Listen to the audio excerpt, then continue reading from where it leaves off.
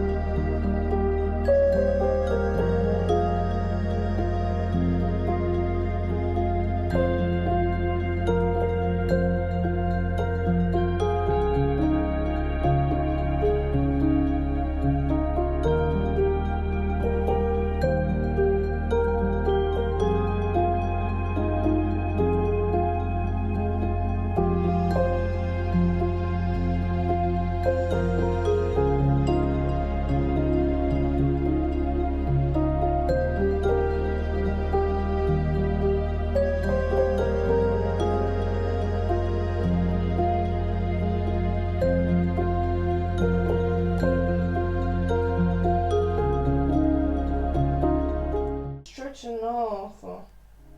Yeah, like there's a clear. Yeah, it's okay. It's okay. Oh wait. Yeah, that part. No, push your finger forward. Your index finger. Except no, to the left. To the left. No. Let it run through the line. Yeah, that place you are putting your finger now. Yeah, that place is not. Yeah, push it up, Up or down? down. Yeah, you need to clear that area more.